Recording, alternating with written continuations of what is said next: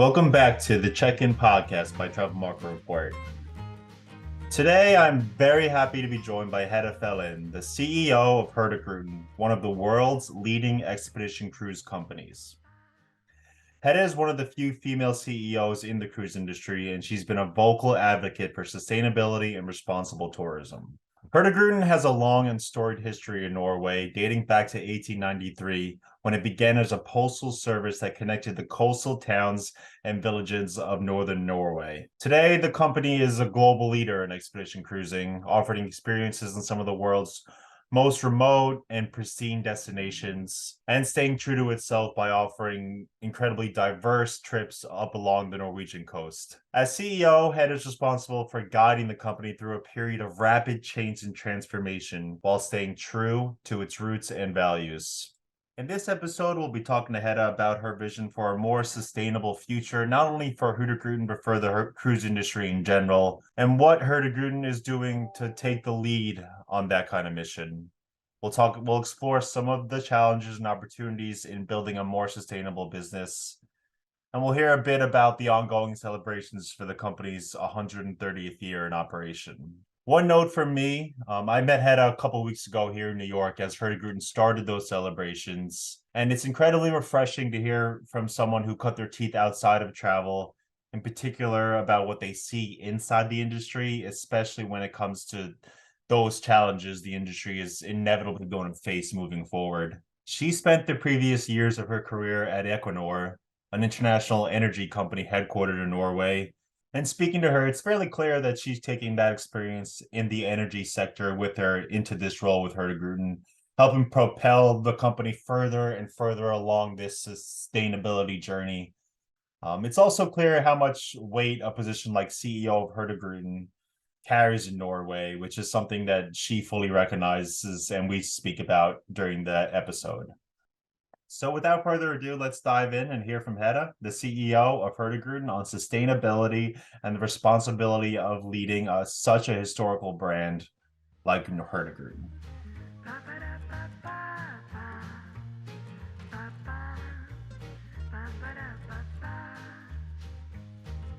Hi, Dan. Hi, how are you? I'm actually calling in from the Norwegian mountains today. Oh, wow. So, and I don't know if I can adjust my background, so then you'll see a traditional Norwegian cabin in the background. Okay. Oh, I can see you now. Yeah, how are you? Hi, I'm good, thank you. How are you? I'm good. How is everything in the past couple of weeks since I've last seen you? Yeah, well, the North America trip was great. So very inspiring, and so I came home with loads of inspiration and input, and then always busy in Norway. And we have full ships now. It's Northern Light season, so we have really heavy operations these days. So it's going well. Is that usually the high season, the Northern Lights season? Yeah, is well, the high season? Yeah. And that's the strange thing. It's it used to be summer. It was only full in the summer, and then half empty in the winter with only local passengers. And now we see tendencies of the opposite. That international guests mainly, they're really eager to see the Northern Lights. So February is as full as it's never been. I think it's very on trend these days to see Northern Lights. So we really have tried to get a colleague on board last week, and you couldn't get one single cabin. My God. So. Yeah. So, but it's luxury, of course, after 2 years of pandemic. Yeah, it is good news. Yeah, I know that's what a lot of the travel companies have been saying. Like, it's difficult, like operations are more difficult now and staffing's more difficult, but those seem to be better problems than the problems we were having a couple of years ago. Yes, absolutely. Yeah. Yes. Yeah, well, again, thank you so much for taking the time to talk to me today. Sure. It was so nice to meet you a couple weeks ago, and you have such an interesting story. And I know you're fairly new to the cruise industry. I was hoping you could talk a little bit about I mean, you were appointed CEO in March 2021, right? Yeah. Okay. So 2 years ago, more or less, yeah. Yeah. So I'm curious, what prompted the decision, I guess, to come into the cruise industry? Yeah, that's actually a very good question. And I did go a few rounds with myself. I got this. Hurtigruten perhaps one of the strongest or one of the strongest brands in Norway, and with the legacy we have, as you know, with 130 years, and it means so much to Norway, and it's really to carry the Norwegian flag, to head up, to be the CEO of Hurtigruten Norway. So it feels like it's an honor to be asked, actually. So it's one of those phone calls that you feel like, oh, okay, it's a real honor to have to be asked to take on that responsibility. So that's probably what tempted me to leave a very good career in the energy business at the time. So you mentioned Hurtigruten's sort of place inside Norway. Can you compare it to any company here in the States or in North America? Or is that too difficult? Oh, that's maybe I should ask my colleagues about that, Okay, because I that's might, fair. Yeah. give a wrong.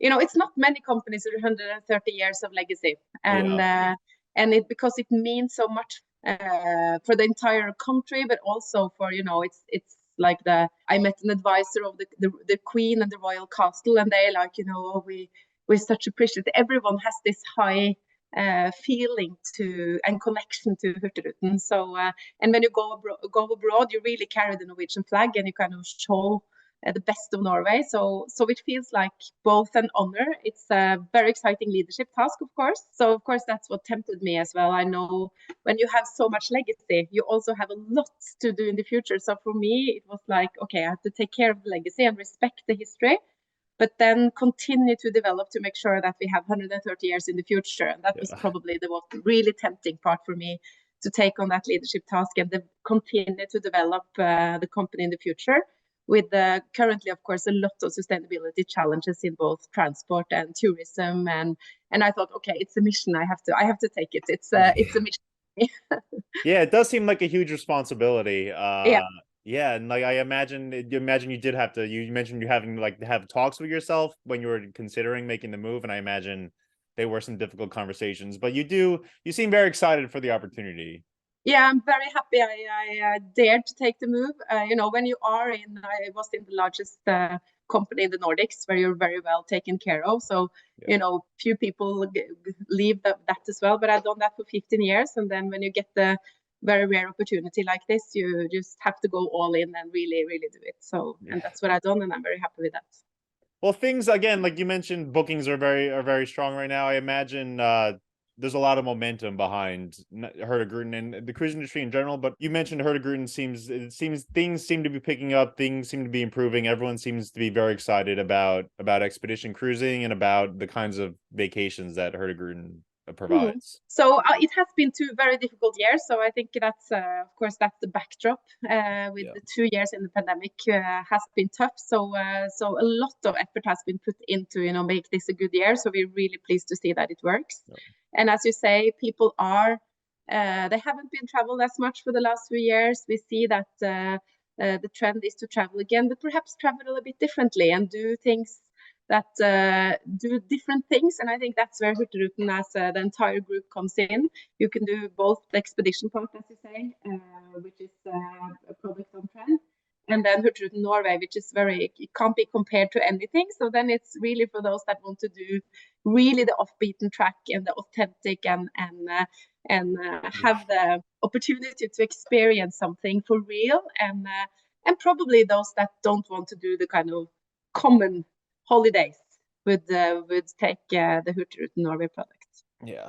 So I want to ask about sustainability. I want to ask about sort of how Hurtigruten differentiates itself in the market. But I want to sort of continue on talking about your first experiences in the cruise industry. I mean, did you have an idea of what working in the cruise industry would be prior to joining Hurtigruten, and has sort of the experience matched those perceptions prior to coming aboard? Yeah, well, I have to say that, I was tempted with the Hurtigruten Norway part, because it's not cruising as such. It is this mission that you're part of something more, and definitely I would not have joined if it wouldn't be for the strong focus on sustainability. I think that cruising has a difficult reputation as well, and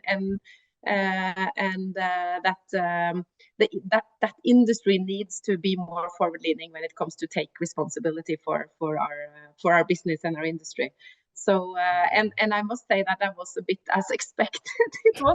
I think the industry is a bit too slow. I don't think we are as an industry forward-leaning enough. I think we're, milking a bit the market and, very superficial sustainability messages, a little bit green here and green there, but not entirely taking charge of own emissions and ripple effects. But the industry is waking up, and that's probably why this mission, as I say, was so important, because Hurtigruten wants to take the lead, and I think we can push also others. And we don't. It's not a competition to be best. It's really how can the industry have a better reputation, because we actually take more charge of our own both emissions and on the positive side, how can we create more ripple effects, which is a very important part of the sustainability aspect for me, the social part. So yes. Yeah, I've had I've had conversations throughout the last couple of years when the sustainability topic has come out with like travel advisors, with suppliers. And there seems to be always a question of whose responsibility is it to either make your traveler aware of, sustainability impacts, or is it like whose responsibility in the chain of booking is it to bring this up? And you seem very strongly that it's the supplier, it's the people who are sailing the ships that should have this kind of focus rather than someone else along the chain of command. Well, it's easy to blame everyone else. So I think, and if you look back at the Paris Agreement, it all starts with first you have to take charge of your own emissions. You have to start somewhere. So that means you and I have to be conscious about our choices, but that also means that the operator or the as we need to take charge of our own direct emissions first, and then you can of course work with value chain and look at the entire cycle. But I think that is a very important start, to first acknowledge, what are we part of, what are we emitting, how can we improve, and there's so much we can do in terms of energy efficiency, for instance, and then if tourism is going to be a force for good, where people can continue to travel and be educated and informed, and come home and be more educated and informed also on the ocean health and on sustainability and their own actions, then we have a lot we can contribute with there. So and that's also part of our mission, that when you travel with us, you should come home and be feel better, because you actually know more and you can take some conscious choices. So it's also about education and really see things up front. You see the nature really close. If you go to Svalbard, for instance, you really see the big ice edges and the icebergs, and you see how they have evolved and melted, and you kind of get climate change and the facts really nearby. And then you can learn both about history and the climate and the ocean and environment, also by the very local expertise in the areas you visit with, for instance, also at the same time creating local positive ripple effects for the communities we visit. So it's a big cycle, but I definitely think that we have to start with ourselves. Yeah, and I imagine it's an important part of it's a big reason why guests book Hurtigruten, especially probably more local guests to Norway than over here. But I imagine that's part of the conversation when they're considering spending their money with Hurtigruten. Yeah, we see that it's really trending to choose more green, but I think the good thing is that it's not. I mean, if you should only count your footprint, your carbon footprint, you should tent in your own garden, right? Because you don't emit anything. So it has to be more than only a green choice. The good thing is that it's the kinder, I guess I say, because if you choose local food, for instance, I talked a lot about the food aspect when we met last time. So you choose local food, which is very, very fresh produce and the best quality there is. So it's both the most authentic and the best quality, but it also has a low carbon footprint and creates local ripple effects. So it has to be a kind of win-win, because yes, guests are more conscious, but I think it's the key selling point is probably that it's the most authentic and real way to discover Norway and learn about Norway, with fantastic food, local experiences, and that happens actually to be sustainability in practice. So it needs to be something more, and I think we're very lucky with that we can both provide the best quality, and it's sustainable, and learn and experience Norway the most authentic way. So I think this is probably an like an obvious question to answer, but I mean, you spoke about the rest of the industry. I'm just curious. I mean, what's typically the hang up or the hesitancy from leaning into sustainability or ESG? I mean, is it just boiled down to a cost point of view, or is it there needs to be education for the rest of the industry? I mean, what from your point of view, what do you think sort of the hesitancy comes from? I don't think the pressure points have, I think they will come quickly. So I certainly think that if those that don't position themselves now, they will have a very rough ride in the future. I don't think it's a future if you don't position yourself right now. But there needs to be pressure points, you know, if it's carrots or whips or, you know, it needs to be something that, so it's not only your kind of moral responsibility. I believe that if you are a serious leader in 2023 and you don't have this as your first priority, I think you have, you know, misinterpreted your task. But that's, you know, that's my interpretation of the leadership task. But when you have more, when the guests wants it, the finance, you get better finance, for instance, if you do green finance, but also regulations, and you know that can also help that you require to emit less when you come into a vulnerable coastline, that you are required to leave more positive than only garbage when you enter a small village. So I think it's all these pressure points needs to help to give the right push, because it, as you say, if it's equal and it's cheaper to go heavy oil instead of you know, biofuel and batteries, it can be seems to be an easy way out to choose the cheapest option. But I think it's that's a short term good, and in the long run, I think definitely that this is also very good for business. Yeah. And then I only have one more on sustainability, but I know I've written and I've read about the C0 project from Hurtigruten. I was hoping you could tell us a little bit about that, about what's the goal for that? Yeah, sure. So first, as I said, we have to take charge of our own current emissions, because that's also what we see, that we see some very loose promises that, oh, in 2040 we will be zero, and 2050 we will be zero, but it seems far away and it's not concrete enough. So first we have to start with our own fleet. So that's what we have done. We have upgraded the entire fleet to be more energy efficient, but the technology of today cannot get us to zero. So now we have used the best of technology today, the state-of-the-art maritime technology today, with battery packages and energy efficiency measures. But then we are thinking, what about the next generation fleet? We have to be ambitious here, and we have to be concrete. So we have done a feasibility study with the largest European research institute to see if we design a ship from scratch with zero emission in mind, what would it look? And that's the C0 project, because cruises are not designed with carbon efficiency in mind. They have been designed for guests and how many suites and how many windows, and so they are heavy, not very efficient actually. So with that in mind, we have been able to design a zero emission ship to reduce the energy emissions with 50%, and then we have to add on a new technology for the remaining 50%. So that's the zero emission project, and I have a very bold statement. So I said that I have built the last fossil fuel ship for the Norwegian coast, and we aim to have this ship ready by 2030. There's still ways to go, but we have designed it. We have feasibility study with the researchers. We have partners on board, and we're also now discussing with the Norwegian government on both funding, which they will help us through and support the coming phases. Again, that's why we have the Norwegian flag. We have to lift Norway as a leader here, and also in terms of the infrastructure on the shore. So it's very, very exciting project. Yeah, it is. It seems incredibly exciting. I mean, I know it must feel exciting for you to sort of play a direct hand in transforming Hurtigruten as this incredible company, but also like setting a standard seems to be very important for you. Yes, and we have to. I think that's our responsibility. We have to take the industry with us, and we want to be very transparent in this, so we can share.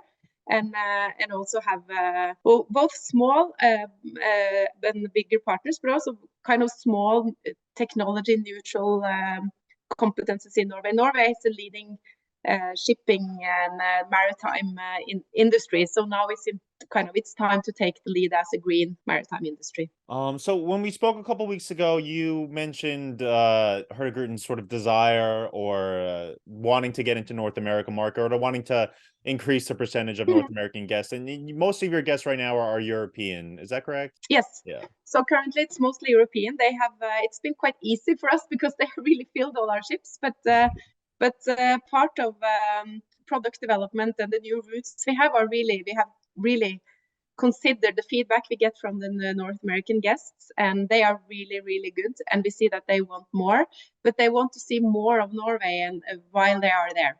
So the new products we have with the North Cape Express and the Svalbard Express is perhaps the product we have that is most adapted to the North American market, because you have fewer ports and you have a full day every day in each port. So you really get to discover the real of Norway.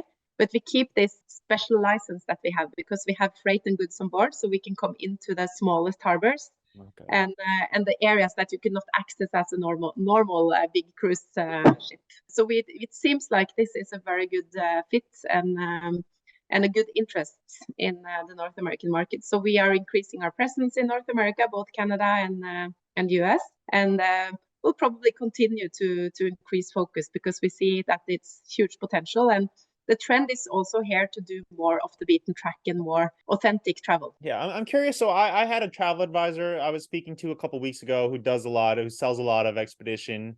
And my thought, I guess it was a misperception according to her, was that it would be difficult to find guests to repeat because these are very once in a life. A lot of these seem like once in a lifetime or bucket list experiences to me. But she was saying that completely wrong, that her guests, they love sort of developing a portfolio of bucket list experiences, and that a lot of that goes with these expedition cruise lines and the cruise lines like Hurtigruten. I was curious, I mean, even the European guests, do they typically come back and sail again with Hurtigruten after taking their first voyage or so? Yes, they do. And I must say that this was a surprise for me as well when I came in. I thought, it's a bucket list, you do this once in a lifetime. But we see more and more repeat customers. I'm quite amazed, and I feel very honored when I say come on board, and the captain or can tell Hedda, you have to meet this person because they have been traveling here 30 times. So so I'm thinking, they must. But they know the company, they know what we stand for, they know that they like it, they would like to come back. But the good thing then is that, as in the Hurtigruten group, you can do different type of experiences. So you can do the classic route, Bergen-Kirkenes, you can do Antarctica, and then you can come back and do the Svalbard Express. But we also see that some come back and do the same routes several times because they maybe in different seasons. It's very different to do it spring than autumn. It's very different to do a winter Northern Light cruise than a summer experience. So that's a big honor, but you're right, people tend to come back. But we first have to tempt them for their first time, and then we have to see if we can tempt them again. So what's the difference? I mean, I know the sunlight is incredibly different depending on seasons in Norway, right? Yes. So I mean, and that's probably why we are used to be so, a summer product, because you have sunlight 24/7, which is quite special to experience the 24, and in the midnight in the sun is completely straight up. So you never have the kind of evening feeling. You just feel like it's midday all day around. But of course, the winter, the northern lights and the blue light and the pink light and the contrasts of in the nature with is the dramatic nature in a way it's more and more popular during the winter.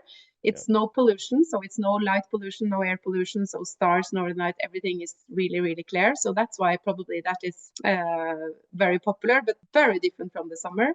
I prefer actually spring or autumn, because then you have the 4 seasons while sailing on the coast. It's such a long coastline, second longest coastline in the world. So when you travel from south to north, you'll probably be in the summer in the south, and then you have feel like and you can be full winter when you come top north to the Barents Sea and Kirkenes. So that's also why the full journey it's a new experience every day. And I know something that's quite popular with your guests is the Northern Light Guarantee, which I know a lot of our lines other lines don't do, and I know that's always a concern with with people putting down money to go see the Northern Lights. Again, it's a bucket list experience, Yeah. but that's Yeah. something that's very popular for your guests. Yeah, that's been very popular. So that's probably one of the reasons why we are fully booked in the winter. When people want to, they take a long trip and they want to spend time with us to see the Northern Lights. We are quite certain that we will be able to show you the Northern Lights when you take a full trip.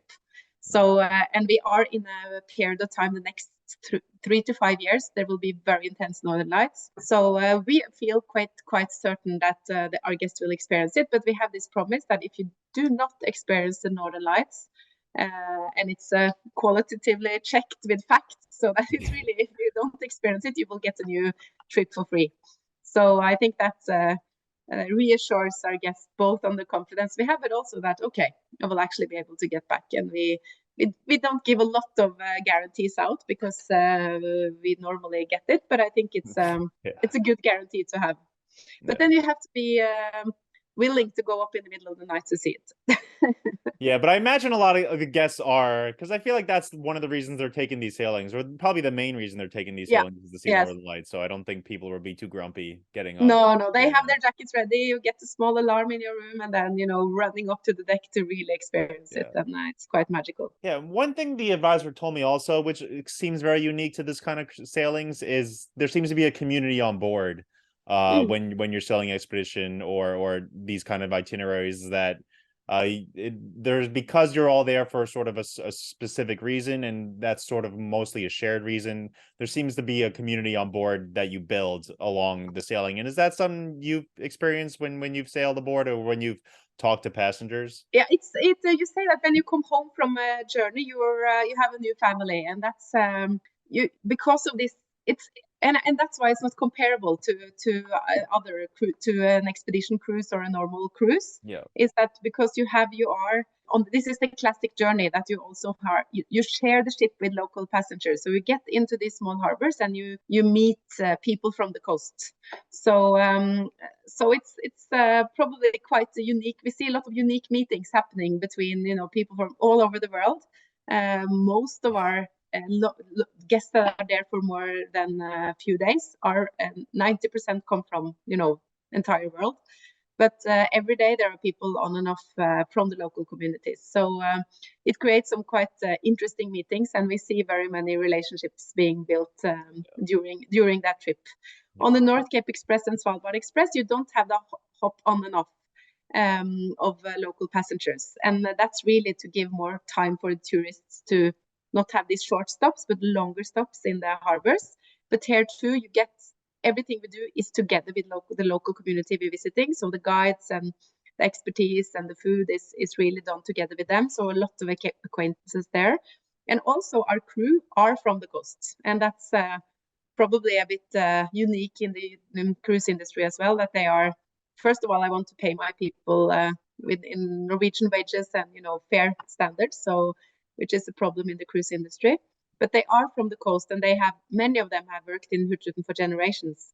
So they have a story to tell, and they come from the places we visit. So it's part of the history and the stories that is being told on board. Yeah, I imagine being surrounded by locals, it feels like a local journey the second you get on board, right? Yeah. So and they're very proud of their.